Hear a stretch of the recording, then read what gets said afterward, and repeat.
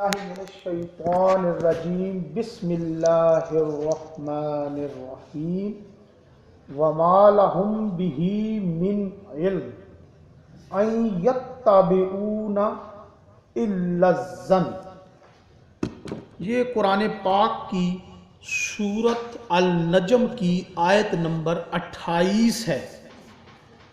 कुरान पाक की सूरत अल-नजम की आयत नंबर 28, इसमें अल्लाह बयान कर रहे हैं कि ये लोग जो हैं ये महज गुमान की पैरवी करते हैं और यकीनन हक के मुकाबले में गुमान कुछ भी फायदा नहीं देता। यानी हक से हटकर ये अपनी सोचों में खुद कोई चीज़ तख्लीक कर लेते हैं, गुमान कर लेते हैं, किसी से कोई आसें और उम्मीदें वाबस्ता कर लेते हैं। सूरत नजम की आयत नंबर 28 में ये बात अल्लाह ने बयान की कि ये जो लोग हैं ये महज गुमान की पैरवी करते हैं और यकीनन हक के मुकाबले में गुमान कुछ भी फायदा नहीं देता। आज का हमारा जो ये दर्स चल रहा है इसका उन्वान है बातिल अकायद व नज़रियात और उस पर कुरानी आयात। लोगों के जो बातिल अकायद और नज़रियात हैं जो लोगों ने खुद घड़ लिए हैं, अल्लाह ने उस पर कोई दलील नाजिल नहीं की, वो क्या है और उसके जवाब में अल्लाह का कुरान क्या कहता है, अल्लाह का फरमान क्या कहता है। हमने आज ये चीज़ें देखनी है और नतीजा बाद में हम फिर अखज़ करेंगे कि लोगों का गुमान सच है या अल्लाह का कुरान सच है। एक और आयत है गुमान के ही मुतल्लिक, अल्लाह फरमा रहा है और इनमें से बाज अनपढ़ ऐसे भी हैं जिनको खुश एतकादी की आरज़ुओं के सिवा किताब का इल्म ही नहीं और महज अटकल पच्चू बातें बनाते हैं। सूरत अल बकरा और इसकी आयत नंबर 78 अल्लाह ने इस आयत में बयान किया और इनमें से बाज अनपढ़ ऐसे भी हैं जिनको खुश एतकादी की आरजुओं के सिवा किताब का इल्म ही नहीं, यानी कुरान वो पढ़ते नहीं, कुरान का उनको इल्म ही नहीं और महज अटकल पच्चू बातें बनाते हैं। सूरत अल बकरा आयत नंबर 78, अपनी तरफ से बातें बना रहे हैं, अपनी तरफ से गुमान घड़ रहे हैं, अपनी तरफ से सोचों को अंजाम तक पहुंचा रहे हैं। यूं हो सकता है, यूं हो सकता है, फलाना हमारी मदद कर सकता है, ऐसे हो सकता है, अटकल पच्चू बातें बना रहे हैं। अब हम देखते हैं कि लोगों के बातिल नजरियात क्या हैं और उन पर कुरान की आयत क्या है। सबसे पहले एक बातिल नजरिया है, लोग कहते हैं सारे नबी तेरे दर के सवाली शाह मदीना। लोगों ने एक कवाली बना ली है शिरकिया और उस कवाली में क्या कहते हैं, सारे नबी तेरे दर के सवाली शाह मदीना, यानी अल्लाह के रसूल सल्लल्लाहु अलैहि वसल्लम क्योंकि शाह मदीना है और सारे लोग जो हैं वो उनके दर के सवाली हैं। और इसी बातिल नजरिया के सिलसिले में एक और बात भी कहते हैं, वो है आए हैं तेरे दर पर तो कुछ लेकर जाएंगे। आए हैं तेरे दर पे तो कुछ लेकर जाएंगे, ये लोगों का एक बातिल नजरिया है जो लोगों ने खुद घड़ लिया है। अटकल पच्चू बातें कर रहे हैं, خود گھڑ لیا ہے۔ اب قرآن کیا کہتا ہے؟ یہ جو دو باتیں ہم نے دیکھ لی، سارے نبی تیرے در کے سوالی شاہ مدینہ اور آئے ہیں تیرے در پہ تو کچھ لے کر جائیں گے، تو قرآن کیا کہتا ہے کہ واقعی یہ بات سچ ہے؟ قرآن کہتا ہے اے لوگو تم سب اللہ کے در کے فقیر ہو اور وہ اللہ بے نیاز اور تعریف کے لائق ہے۔ سورۃ فاطر اور اس کی آیت نمبر 15، اللہ کیا کہہ رہا ہے قرآن میں؟ اے لوگو تم سب اللہ کے در کے فقیر ہو اور وہ اللہ بے نیاز اور تعریف کے لائق ہے۔ سورۃ فاطر آیت نمبر 15۔ سورۃ فاطر کی آیت نمبر 15 نے اس باطل نظریے کا رد کر دیا۔ لوگ کہہ رہے تھے سارے نبی تیرے در کے سوالی شاہ مدینہ اور آئے ہیں تیرے در پہ تو کچھ لے کر جائیں گے، آگے سے اللہ کہہ رہا ہے نا اے لوگو تم سب اللہ کے در کے فقیر ہو اور وہ اللہ بے نیاز اور تعریف کے لائق ہے۔ ایک اور باطل نظریہ جو لوگوں نے مشہور کر دیا ہے وہ ہے کچھ بھی مانگنا ہے در مصطفیٰ سے مانگ۔ کچھ بھی مانگنا ہے در مصطفیٰ یعنی صلی اللہ علیہ وآلہ وسلم سے مانگ۔ یہ لوگوں نے اپنی طرف سے ایک نظریہ بنا لیا، جبکہ لوگوں نے قرآن نہیں دیکھا۔ نظریہ تو بنا لیا لیکن قرآن نہیں دیکھا۔ اب ہم دیکھتے ہیں قرآن کو کہ قرآن کیا کہتا ہے۔ اور فرمایا تمہارے رب نے جو کچھ بھی مانگنا ہے مجھ ہی سے مانگو تاکہ میں پورا کروں تمہاری مانگ کو۔ سورۃ حامیم مومن آیت نمبر 60۔ اللہ قرآن پاک میں اس باطل نظریے کا رد کر رہا ہے اور فرمایا تمہارے رب نے جو کچھ بھی مانگنا ہے مجھ ہی سے مانگو تاکہ میں پورا کروں تمہاری مانگ کو۔ سورۃ حامیم مومن آیت نمبر 60۔ اور ایک اور آیت ہے اے پیغمبر صلی اللہ علیہ وسلم کہہ دو میرا اپنا ذاتی نفع و نقصان بھی میرے اختیار میں نہیں مگر جو اللہ چاہے۔ سورۃ اعراف آیت نمبر 88۔ اللہ اقرار کروا رہے ہیں اپنے نبی سے کہ اے پیغمبر تو کہہ کہ میرا اپنا ذاتی نفع و نقصان بھی میرے اختیار میں نہیں مگر جو اللہ چاہے۔ سورۃ اعراف آیت نمبر 188۔ اوپر کیا باطل نظریہ تھا؟ کچھ بھی مانگنا ہے در مصطفیٰ سے مانگ، اور نیچے اللہ قرآن میں کیا کہہ رہا ہے؟ اے میرے پیغمبر تو کہہ کہ میرا اپنا ذاتی نفع و نقصان بھی میرے اختیار میں نہیں مگر جو اللہ چاہے۔ میں تمہاری مشکلوں کو کیسے حل کر سکتا ہوں؟ میں تو اپنا ذاتی نفع نقصان بھی نہیں حاصل کر سکتا۔ تو اس باطل نظریے کا رد ہوا قرآن کی ان دو آیتوں سے۔ ایک اور باطل نظریہ لوگوں میں بہت مشہور ہے، نورانی نور ہے ہر بلا دور ہے۔ نورانی نور ہے ہر بلا دور ہے۔ یہ کچھ دن پہلے ایک دھماکہ ہوا بلوچستان کی سرحد پر، یہ مزار پر، نورانی کے مزار پر، اور اس میں 50-60 لوگ گئے، فوت ہو گئے۔ نورانی نور ہے، اس کے متعلق لوگوں نے بنایا ہوا ہے کہ نورانی نور ہے ہر بلا دور ہے۔ یہ لوگوں کا باطل نظریہ ہے، جبکہ قرآن کیا کہتا ہے؟ جن لوگوں کو تم اللہ کے سوا پکارتے ہو وہ کھجور کی گٹھلی کے چھلکے کے برابر بھی مالک نہیں۔ سورۃ فاطر آیت نمبر 13۔ جن لوگوں کو تم اللہ کے سوا پکارتے ہو وہ کھجور کی گٹھلی کے چھلکے کے برابر بھی مالک نہیں۔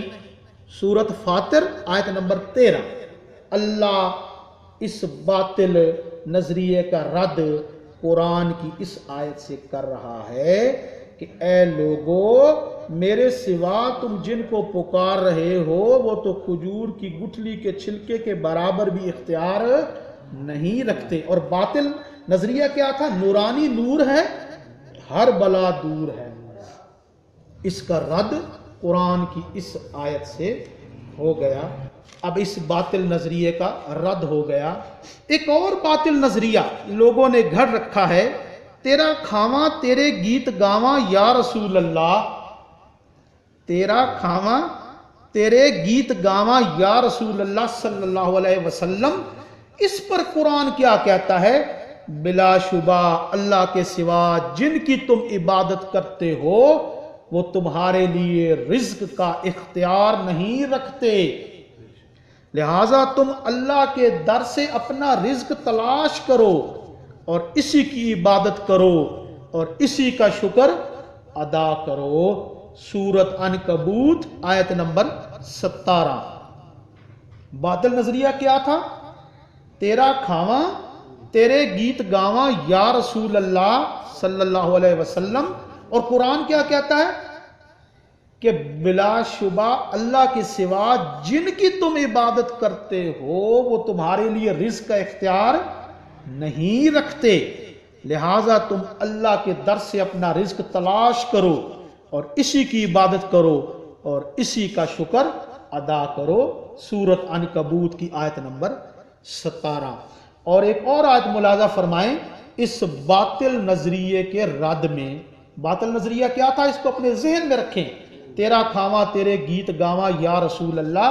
اور اس پر ایک اور آیت ہے، اور زمین میں چلنے والے تمام جانداروں کا رزق اللہ کے ذمے ہے، اور زمین میں چلنے والے تمام جانداروں کا رزق اللہ کے ذمے ہے۔ سورت ہود آیت نمبر 6۔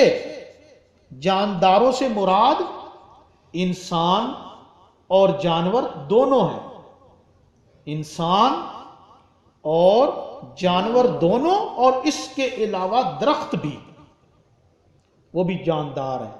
اور زمین میں چلنے والے تمام جانداروں کا رزق اللہ کے ذمے ہے۔ سورت ہود آیت نمبر 6۔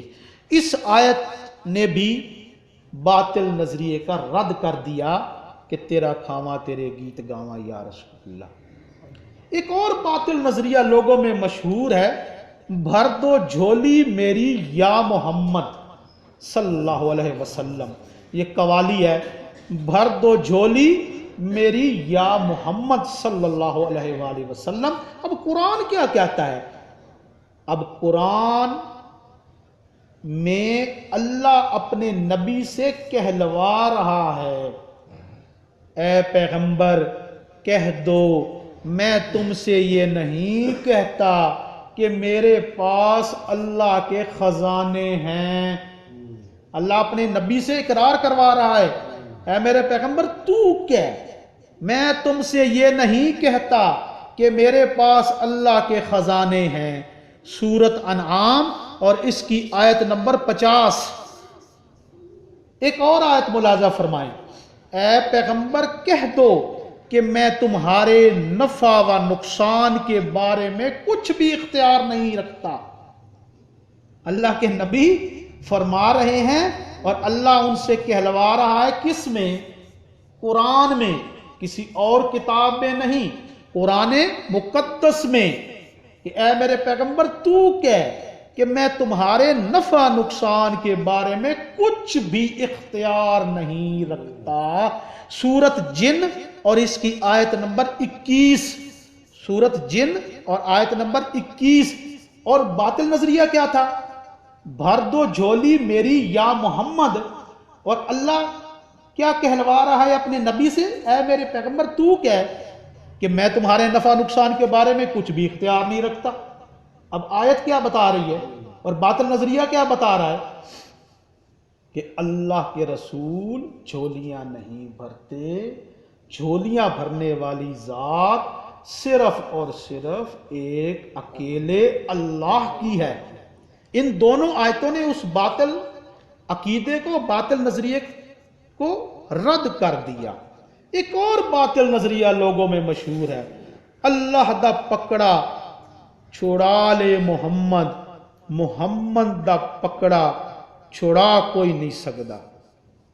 اللہ دا پکڑا چھڑا لے محمد، محمد دا پکڑا چھڑا کوئی نہیں سکتا۔ یہ ایک باطل نظریہ لوگوں نے اپنے گمان سے گھڑ لیا۔ وہ ہم نے آیت دیکھی پہلے سورت نجم کی، اللہ فرما رہا ہے لوگوں نے کچھ گمان کر لیے اور حق کے مقابلے میں گمان کی کوئی اہمیت نہیں۔ تو یہ گمان لوگوں نے کر لیا۔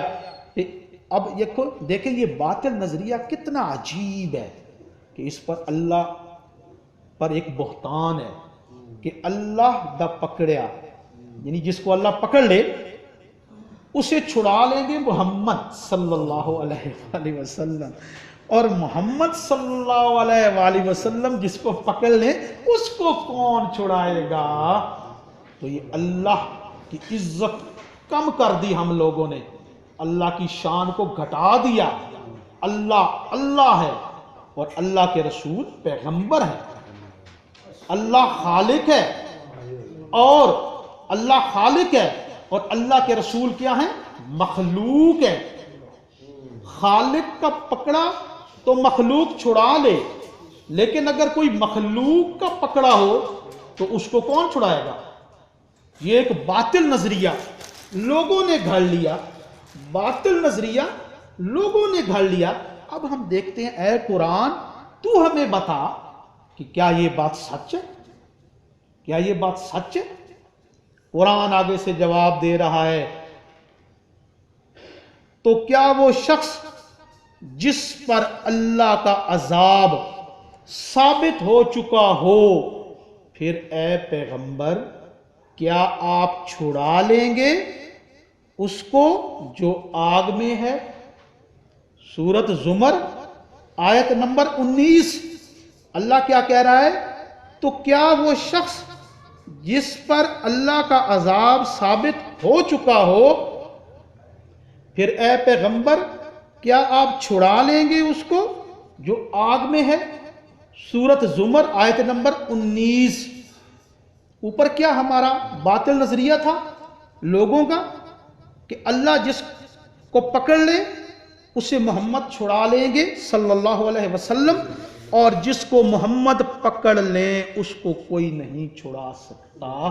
تو اللہ قرآن میں کیا کہہ رہا ہے؟ ہم نے قرآن دیکھنا ہے، کوئی اور کتاب کو نہیں دیکھنا، قرآن کو دیکھنا۔ قرآن کیا کہتا ہے؟ قرآن کہتا ہے، اللہ کے نبی سے مخاطب ہے، تو کیا وہ شخص جس پر ہم اللہ کا تو کیا وہ شخص جس پر اللہ کا عذاب ثابت ہو چکا ہے، پھر اے پیغمبر کیا آپ چھڑا لیں گے اس کو جو آگ میں ہے؟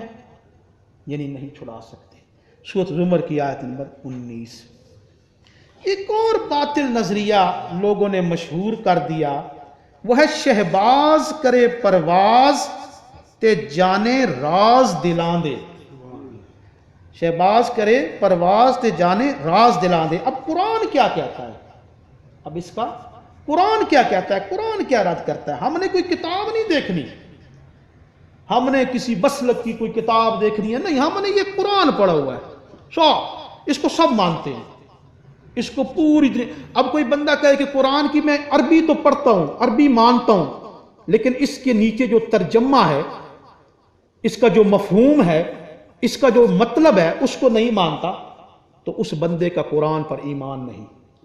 قرآن کی عربی بھی ماننی ہے، اس کو بھی پڑھنا ہے، لیکن اس کے اندر جو مطالب و مفہوم ہے اور جو معنی ہے اور جو تفسیر ہے اور جو اللہ کی بات ہے اس کو بھی ماننا ہے۔ تو قرآن کیا کہتا ہے؟ یہ لوگوں کا باطل نظریہ لوگوں نے اپنی طرف سے گھڑ لیا۔ قرآن کیا کہتا ہے؟ قرآن کہتا ہے تم اپنی بات چھپاؤ یا پکار کر کرو، بلا شبہ وہ اللہ تو دلوں کے راز تک جانتا ہے، کیا وہ نہیں جانے گا جس نے سب کو پیدا کیا؟ قرآن کیا کہتا ہے؟ تم اپنی بات چھپاؤ آہستہ کرو یا دل میں کرو یا پکار کر کرو، بلا شبہ وہ اللہ تو دلوں کے راز تک جانتا ہے، کیا وہ نہیں جانے گا؟ جس نے سب کو پیدا کیا۔ سورت ملک اور آیت نمبر 13 اور 14، سورت ملک اور اس کی آیت نمبر 13 اور 14۔ تو اوپر جو نظریہ تھا اس کا رد ہو گیا، تم اپنی بات چھپاؤ یا پکار کر کرو، بلا شبہ وہ اللہ تو دلوں کے راز تک جانتا ہے، کیا وہ نہیں جانے گا جس نے سب کو پیدا کیا؟ قرآن یہ کہتا ہے۔ ایک اور باطل نظریہ لوگوں میں مشہور ہے، بہت زیادہ مشہور ہے، لے یارویں والے دا نام تے ڈبی ہوئی تر پائے گی۔ شیخ عبد القادر جیلانی جو اللہ کے ولی ہیں رحمت اللہ علیہ، ان کے متعلق لوگوں نے یہ ایک قیاس بنا لیا، ایک گمان گھڑ لیا، اٹکل پچو باتیں بنا لی، باطل نظریہ گھڑ لیا، لے یارویں والے دا نام تے ڈبی ہوئی تر پائے گی۔ اب قرآن کیا کہتا ہے؟ قرآن اپنے ایک پیغمبر کا ذکر کر رہا ہے، حضرت یونس علیہ السلام کا، حضرت یونس علیہ السلام کا ذکر کر رہا ہے، اپنے ایک پیغمبر کا۔ قرآن کہتا ہے حضرت یونس علیہ السلام کو مچھلی کے پیٹ سے نکالا تو کہا، پھر اگر وہ اللہ کی پاکی بیان نہ کرتے تو اس روز تک یعنی قیامت تک کے جب لوگ دوبارہ زندہ کیے جائیں گے اسی مچھلی کے پیٹ میں رہتے، اسی مچھلی کے پیٹ میں رہتے۔ سورت صافات آیت نمبر 143 تا 144۔ اللہ حضرت یونس علیہ السلام کا واقعہ بیان کر رہے ہیں۔ واقعہ تو آپ کو پتہ ہی ہے، جب اللہ نے حضرت یونس کو مچھلی کے پیٹ سے نکالا تو اللہ کیا فرما رہے ہیں کہ میرا یہ پیغمبر یونس جس کو میں نے مچھلی کے پیٹ میں قید کیے رکھا، اگر وہ میری پاکی، میری حمد، میری قدرت، مجھ سے توبہ و استغفار نہ کرتا مچھلی کے پیٹ میں، تو میں اس کو قیامت تک مچھلی کے پیٹ میں، قیامت تک مچھلی کے پیٹ میں بند رکھتا۔ اور وہ دعا کیا ہے جو اللہ کے نبی نے پڑھی، لا الہ الا انت سبحانک انی کنت من الظالمین۔ اس کو آیت کریمہ بھی کہتے ہیں، اس کو آیت کریمہ بھی کہتے ہیں۔ یہ دعا، یہ سورت الانبیاء کی دعا ہے اور اس کی آیت نمبر 87 ہے، جس آیت نمبر 87 سورت الانبیاء، اور دعا کیا ہے؟ لا الہ الا انت سبحانک انی کنت من الظالمین۔ یہ دعا حضرت یونس علیہ السلام نے، جو جلیل القدر پیغمبر ہیں، مچھلی کے پیٹ میں لگاتار کی، تو اللہ نے ان کو نجات دے دی اور مچھلی کو حکم دیا کہ میرے پیغمبر کو خشکی پر اگل دو، تو مچھلی نے اگل دیا، اور کہتے ہیں کہ 40 دن تک، بعض روایات میں ہے کہ حضرت یونس علیہ السلام مچھلی کے پیٹ میں رہے۔ اب 3 اندھیرے ہیں، مچھلی کے پیٹ کا اندھیرا، رات کا اندھیرا، اور پھر سمندر کی گہرائی کا اندھیرا۔ اور 3 اندھیروں میں حضرت یونس علیہ السلام کس کو پکار رہے ہیں؟ صرف اور صرف اپنے اللہ کو، اور اللہ سے توبہ کر رہے ہیں، استغفار کر رہے ہیں، التجا کر رہے ہیں۔ لا الہ الا انت سبحانہ انی کنت من الظالمین کی صورت میں اللہ فرما رہا ہے کہ اگر میرا پیغمبر مچھلی کے پیٹ میں مجھ سے یہ التجائیں اور استغفار نہ کرتا، گو جلیل القدر پیغمبر ہے، ساری زندگی مچھلی کے پیٹ میں قید رہتا، اس وقت تک جب تک قیامت نہ قائم ہو جاتی۔ تو اس آیت نے رد کر دیا اس باطل نظریے کو جو ہم اوپر بیان کر رہے ہیں۔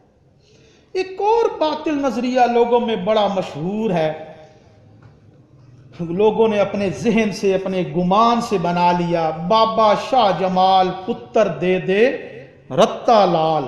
یہ اچھرے کی طرف چلے جائیں تو ایک جگہ ہے شاہ جمال، وہاں ایک اللہ کے نیک بزرگ دفن ہے، وہ اللہ کے ولی ہیں، اس میں شک نہیں، اس میں شک نہیں، نیک ہیں، متقی ہیں، پرہیزگار ہیں، انہوں نے دین کا کام کیا، اللہ کے دوست تھے، اللہ کے ولی تھے، اس میں کوئی شک نہیں۔ لیکن بیٹے دینا، بیٹیاں دینا، یہ ان کا کام نہیں، یہ تو اللہ کا کام ہے۔ لوگوں نے اپنے گمان سے، ایک اٹکل پچو سے ایک باطل نظریہ گھڑ لیا، بابا شاہ جمال پتر دے دے رتا لال، اے بابا شاہ جمال مجھے سرخ اور سفید بیٹا عطا فرما۔ تو اس باطل نظریے کا رد قرآن میں کیا ہے؟ ہم قرآن سے پوچھتے ہیں، قرآن تو بتا کہ اولاد دینا بابا شاہ جمال کا اختیار ہے کہ اے اللہ تیرا اختیار ہے؟ قرآن بول اٹھا، زمین اور آسمان کی بادشاہی اللہ ہی کے لیے ہے، وہ جو چاہتا ہے پیدا کرتا ہے، جسے چاہے بیٹیاں عطا کرتا ہے اور جسے چاہے بیٹے عطا کرتا ہے، اور جسے چاہے لڑکے لڑکیاں دونوں عطا کرتا ہے، اور جسے چاہے بے اولاد رکھتا ہے، بے شک وہ جاننے والا اور قدرت والا ہے۔ سورت حام میم شورا اور اس کی آیت نمبر 49 اور 50۔ سورت حام میم شورا اس کی آیت 49 اور 50۔ اس آیت میں اللہ فرما رہے ہیں زمین اور آسمان کی بادشاہی اللہ ہی کے لیے ہے، وہ جو چاہتا ہے پیدا کرتا ہے، جسے چاہے بیٹیاں عطا کرتا ہے اور جسے چاہے بیٹے عطا کرتا ہے، اور جسے چاہے لڑکے لڑکیاں دونوں عطا کرتا ہے، اور جسے چاہے بے اولاد رکھتا ہے، بے شک وہ جاننے والا اور قدرت والا ہے۔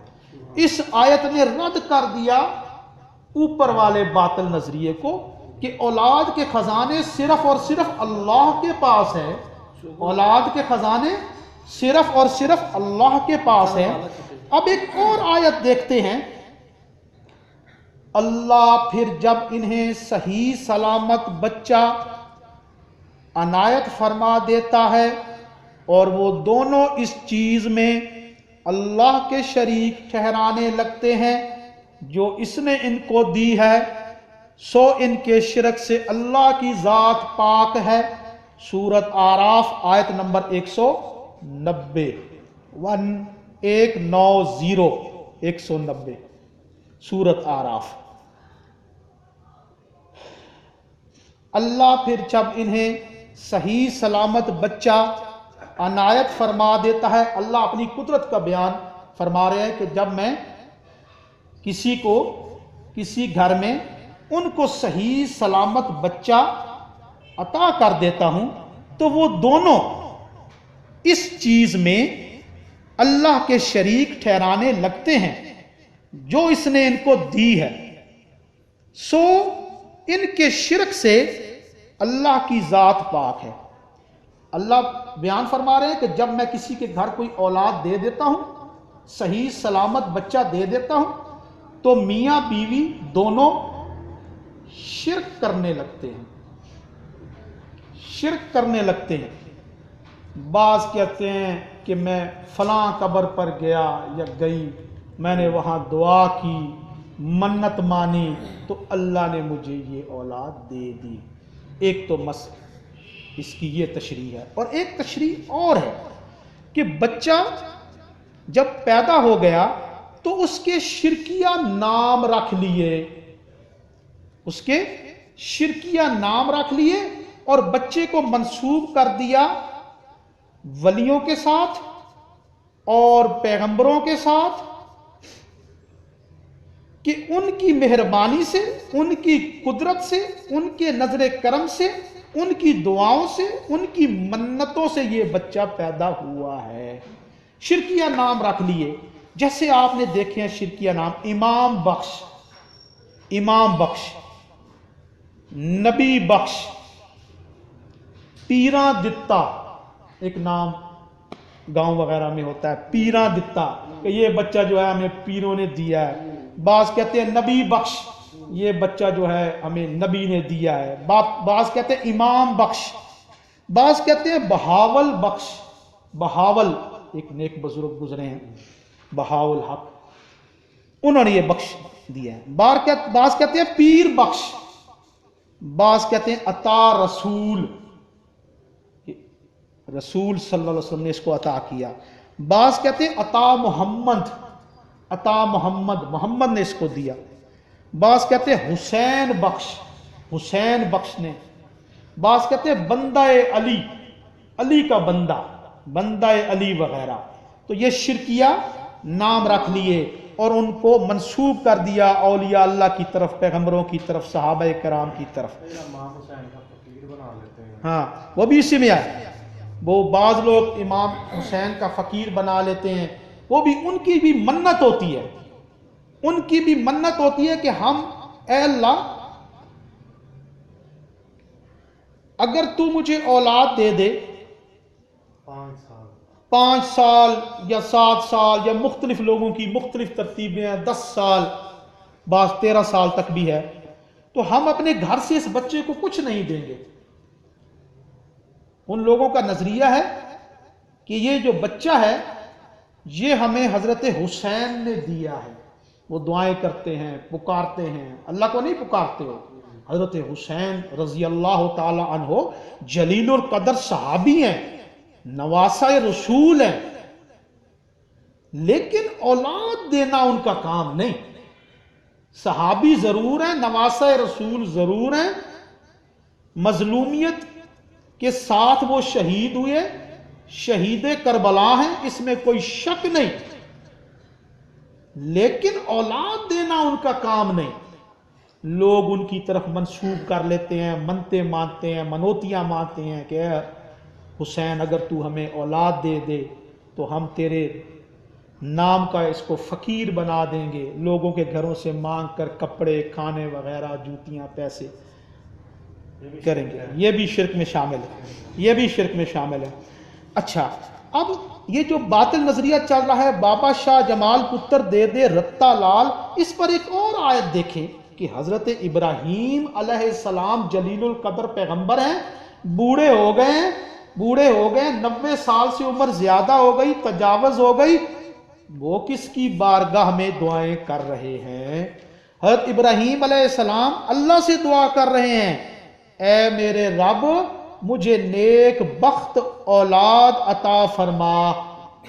حضرت ابراہیم اپنے سے پہلے پیغمبروں کو نہیں پکار رہے، حضرت نوح علیہ السلام کو نہیں پکار رہے، حضرت آدم علیہ السلام کو نہیں پکار رہے، حضرت ادریس علیہ السلام کو نہیں پکار رہے، بلکہ وہ پکار رہے اللہ کو، کیونکہ حضرت ابراہیم علیہ السلام کو پتہ ہے کہ اولاد کے خزانے صرف اور صرف اللہ کے پاس ہیں، اور وہ بڑھاپے میں کس کو پکارے؟ اللہ کو، اور اللہ سے دعائیں کر رہے ہیں، اے میرے رب مجھے نیک بخت اولاد عطا فرما۔ یہ سورت صافات کی آیت نمبر 100 ہے، سورت صافات اور اس کی آیت نمبر 100 ہے، جس میں حضرت ابراہیم علیہ السلام دعائیں کر رہے ہیں، پکار رہے ہیں اپنے اللہ کو اولاد کے سلسلے میں۔ ایک اور باطل نظریہ لوگوں میں بہت مشہور ہے، اے مولا علی، اے شیر خدا میری کشتی پار لگا دینا، یہ بھی بلکہ شرکیہ ایک قوالی ہے۔ اے مولا علی، حضرت علی کو مخاطب کر رہے ہیں، اے مولا علی، اے شیر خدا میری کشتی پار لگا دینا۔ یا بعض لوگ کہتے ہیں معین الدین چشتی پار لگا دے میری کشتی، یہ انڈیا میں اجمیر شریف میں ایک مشہور بزرگ چشتیہ سلسلے کے مدفون ہیں، حضرت معین الدین چشتی رحمت اللہ علیہ، حضرت معین الدین چشتی رحمۃ اللہ علیہ بڑے مشہور و معروف بزرگ ہیں، یہ اجمیر میں دفن ہے، تو ان کو پکار رہے ہیں کہ اے معین الدین چشتی پار لگا دے میری کشتی۔ اور ایک اور باطل اور شرکیہ نظریہ بہاؤ الحق بیڑا دھک، بہاؤ الحق بیڑا دھک، بہاؤ الحق بھی مشہور و معروف بزرگ ہے، یہ ملتان کی طرف مدفون ہے، ان کو پکار رہے ہیں کہ اے بہاؤ الحق تو ہمارا بیڑا جو ہے، یہ کشتی جو ہے، یہ جو جہاز ہے، اس کو سمندر میں لے جا اور اس کو خیر خیریت سے خشکی پر پہنچا دے۔ اسی طریقے سے معین الدین چشتی پار لگا دے میری کشتی، یا اے مولا علی یا شیر خدا میری کشتی پار لگا دینا، یہ باطل نظریات ہے۔ اب قرآن کیا کہتا ہے اس پر؟ قرآن کہتا ہے کیا آپ اس پر غور نہیں کرتے کہ دریا میں کشتیاں اللہ ہی کے فضل سے چل رہی ہیں تاکہ وہ تمہیں اپنی قدرت کی بعض نشانیاں دکھائے؟ سورۃ لقمان اس کی آیت نمبر 31، اللہ کیا فرما رہے ہیں؟ کیا آپ اس پر غور نہیں کرتے کہ دریا میں کشتیاں اللہ ہی کے فضل سے چل رہی ہیں تاکہ وہ تمہیں اپنی قدرت کی بعض نشانیاں دکھائے؟ سورۃ لقمان آیت نمبر 31۔ ایک اور آیت ہے، اللہ کے نام کے ساتھ کشتی کا چلنا اور ٹھہرنا ہے، اللہ کے نام کے ساتھ کشتی کا چلنا اور ٹھہرنا ہے، سورۃ ہود آیت نمبر 41۔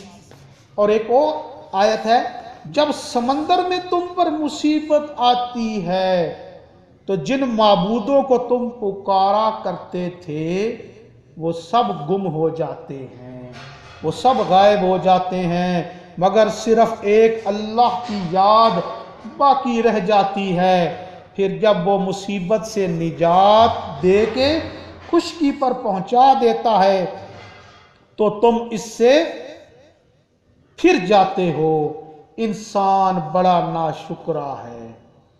سورۃ بنی اسرائیل آیت نمبر 6 اور 7، 67، سورۃ بنی اسرائیل کی آیت نمبر 67، 6 اور 7۔ اللہ کیا فرما رہے ہیں؟ جب سمندر میں تم پر مصیبت آتی ہے تو جن معبودوں کو تم پکارا کرتے تھے نا، حضرت علی کو، معین الدین چشتی کو اور بہاؤ الحق کو، اور اس کے علاوہ جن جن کا بھی تم گمان کرتے تھے، وہ سب گم ہو جاتے ہیں۔ ہاں، اور شیخ عبد القادر جیلانی رحمت اللہ علیہ کو وہ سب گم ہو جاتے ہیں، غائب ہو جاتے ہیں، تمہاری کوئی مشکل کشائی نہیں کر سکتے، تمہاری کشتی کو بھنور سے نہیں نکال سکتے، تمہاری کشتی کو طوفان سے نہیں نکال سکتے، وہ سب گم ہو جاتے ہیں، مگر صرف ایک اللہ کی یاد باقی رہ جاتی ہے۔ پھر جب وہ مصیبت سے نجات دے کے خشکی پر پہنچا دیتا ہے تو تم اس سے پھر جاتے ہو، انسان بڑا ناشکرا ہے۔ اب یہ رد ہو گیا کہ کشتیوں سے ہمیں کون بچاتا ہے؟ اللہ۔ کشتی جب سمندر میں، دریا میں، بھنور میں پھنس جاتی ہے، طوفان میں پھنس جاتی ہے، تو اللہ کے سوا اس کو وہاں سے کوئی نکالنے والا نہیں۔ ایک اور باطل نظریہ لوگوں میں مشہور ہے، بری بری امام بری میری کھوٹی قسمت کرو کھری۔ راولپنڈی میں ایک بزرگ مدفون ہے، امام بری، یہ لوگوں نے اس کے متعلق ایک باطل نظریہ بنا لیا، بری بری امام بری میری کھوٹی قسمت کرو کھری۔ اب قرآن کیا کہتا ہے؟ کیا وہ تقسیم کرتے ہیں تیرے رب کی رحمت کو؟ ہم نے تقسیم کی ہے ان کے درمیان ان کی دنیاوی زندگی کی معیشت اور ایک کو دوسرے پر فضیلت دی۔ سورۃ الزخرف آیت نمبر 32۔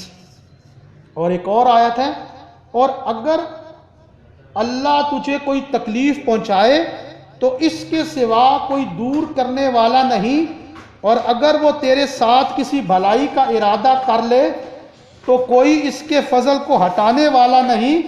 سورۃ یونس آیت نمبر 107، اور اگر اللہ تجھے کوئی تکلیف پہنچائے تو اس کے سوا کوئی دور کرنے والا نہیں، اور اگر وہ تیرے ساتھ کسی بھلائی کا ارادہ کر لے تو کوئی اس کے فضل کو ہٹانے والا نہیں۔ سورۃ یونس آیت نمبر 107۔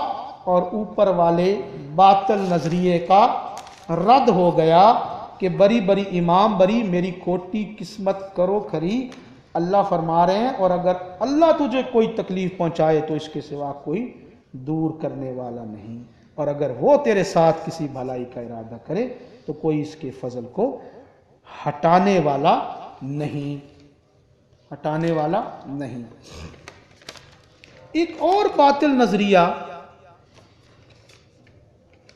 ایک اور اسی نظریے پر ایک اور آیت بھی ملاحظہ فرما رہے بری بری امام بری پر، اور اگر اللہ تجھے کسی مصیبت میں ڈال دے تو کون ہے جو تمہیں اس مصیبت سے نکال دے، اور اگر وہ تمہیں کسی خیر سے نوازنا چاہے تو وہ ہر چیز پر قادر ہے۔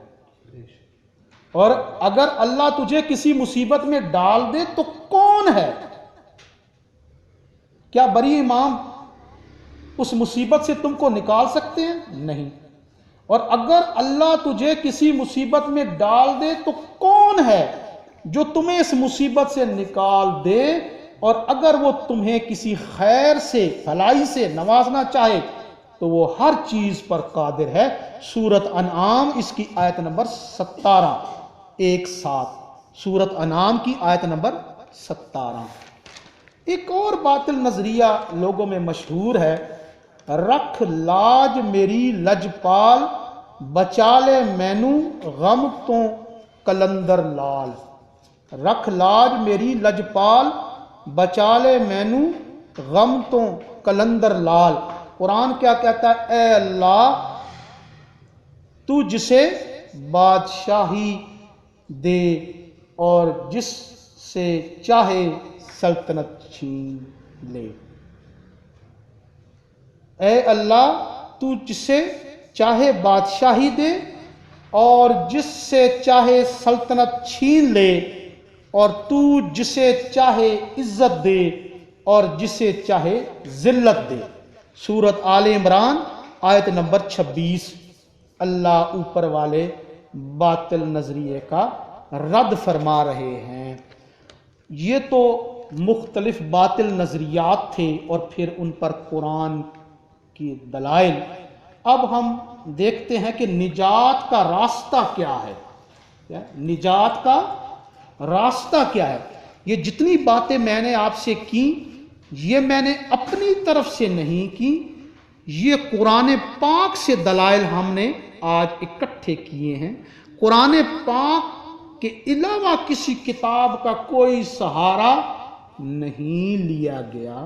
میں نے پہلے بات یہ بیان کر دی کہ قرآن کی عربی بھی ماننی ہے، اور اس کے علاوہ اس کا مفہوم، اس کا مطلب، اس کے معنی، اس کی تشریح پر بھی ایمان رکھنا اسی طرح ضروری ہے۔ اگر کوئی بندہ عربی کو پڑھتا ہے بڑے شوق سے، لگن سے، اور اس کے معنی پر دلچسپی نہیں رکھتا، اس کے معنی کو نہیں مانتا، تو وہ بندہ ایک قسم کا کفر کر رہا ہے اور اس کا ایمان قرآن پر نہیں ہے۔ تو نجات کا راستہ کیا ہے؟ اس لیے ہمیں قرآن فہمی کرنی چاہیے اور قرآن میں غوطہ زن ہو جانا چاہیے، دیکھنا چاہیے کہ اللہ کیا کہہ رہا ہے ہم بندوں سے۔ اس لیے بزرگ فرماتے ہیں کہ قرآن تھوڑا تھوڑا پڑھا کرو اور ترجمے اور تشریح کے ساتھ پڑھا کرو، ترجمے اور تشریح کے ساتھ پڑھا کرو۔ 2 لائنیں پڑھ لو روزانہ، 3 پڑھ لو، 4 پڑھ لو، اس کا ترجمہ دیکھو، تشریح دیکھو کہ اللہ مجھ سے کیا کہہ رہا ہے، اللہ اپنے بندوں سے کیا کہہ رہا ہے۔ ایسے طوطے کی طرح فرفر ایک طرف سے شروع کیا الحمدللہ سے اور والناس پر ختم کر دیا، یہ ہمیں پتہ نہیں کہ قرآن میں کیا بیان ہوا ہے کیا نہیں بیان ہوا۔ تو غور کرنا چاہیے، قرآن میں غوطہ زنی کرنی چاہیے، قرآن کے معنی و مطالب کو سمجھنا چاہیے۔ اب نجات کا راستہ کیا ہے؟ اللہ فرما رہے ہیں اور جب ان کو ہماری کھلی کھلی آیتیں پڑھ کر سنائی جاتی ہیں، جس طرح آج ہم نے سنائی ہیں، اللہ خود بیان کر رہے ہیں، اور جب ان کو ہماری کھلی کھلی آیتیں پڑھ کر سنائی جاتی ہیں تو تم ان منکروں کے چہروں پر ناخوشی کے آثار دیکھتے ہو۔ جو عربی کو تو پڑھتے ہیں، عربی کو تو مانتے ہیں، لیکن اس کے اندر جو مفہوم اور مطالب ہیں ان سے منکر ہیں، اس کو نہیں مانتے۔ اللہ فرما رہے ہیں اور جب ان کو ہماری کھلی کھلی آیتیں پڑھ کر سنائی جاتی ہیں تو تم ان منکروں کے چہروں پر ناخوشی کے آثار دیکھتے ہو۔ قریب ہوتے ہیں کہ ان لوگوں پر حملہ کر بیٹھیں جو ان کو ہماری آیتیں سناتے ہیں۔ سورۃ الحج اور اس کی آیت نمبر 72، سورۃ الحج اور آیت نمبر 72، اس میں اللہ نے خود ہی بیان کر دیا، اور جب ان کو ہماری کھلی کھلی آیتیں پڑھ کر سنائی جاتی ہیں تو تم ان منکروں کے چہروں پر ناخوشی کے آثار دیکھتے ہو۔ قریب ہوتے ہیں کہ ان لوگوں پر حملہ کر بیٹھے جو ان کو ہماری آیتیں سناتے ہیں۔ ایک اور آیت ہے، تمہارے رب کی طرف سے تمہارے پاس روشن دلائل آ چکے ہیں، سو جو شخص دیکھ لے گا اس کا اپنا فائدہ ہے، اور جو شخص اندھا رہے گا اس کا اپنا نقصان ہے، اور میں تمہارا کچھ پاسبان تو نہیں ہوں۔ اللہ کے رسول فرما رہے ہیں کہ میں تمہارا کچھ پاسبان تو نہیں ہوں۔ سورۃ انعام اور اس کی آیت نمبر 104، اللہ فرما رہے ہیں تمہارے رب کی طرف سے تمہارے پاس روشن دلائل، جیسے اب ہم نے آیتیں دیکھی، تمہارے رب کی طرف سے تمہارے پاس روشن دلائل آ چکے ہیں، سو جو شخص دیکھ لے گا، ان کو مان لے گا، اس پر اپنا عقیدہ رکھ لے گا تو اس کا اپنا فائدہ ہے، اور جو شخص اندھا رہے گا اس کا اپنا نقصان ہے، اور میں تمہارا کچھ پاسبان تو نہیں۔ ایک اور آیت ہے تیسری، یقیناً جن لوگوں نے اپنی اصلاح کرنے سے انکار کیا اور اسی حالت میں ہی چل بسے، ان پر اللہ کی، فرشتوں کی اور تمام لوگوں کی لعنت ہے۔ سورۃ البقرہ آیت نمبر 161، 161۔ اللہ فرما رہے ہیں یقیناً جن لوگوں نے اپنی اصلاح کرنے سے انکار کیا اور اسی حالت میں ہی چل بسے، انہوں نے قرآن کو نہ دیکھا، قرآن کو نہ سمجھا، اس کے معنی و مطالب میں غور نہ کیا، اس کی تشریح کو نہ جانا، یقیناً جن لوگوں نے اپنی اصلاح کرنے سے انکار کیا اور اسی حالت میں ہی چل بسے، فوت ہو گئے، ان پر اللہ کی، فرشتوں کی اور تمام لوگوں کی لعنت ہے۔ سورۃ البقرہ کی آیت نمبر 161۔ اللہ تعالیٰ عمل کی توفیق بخشے۔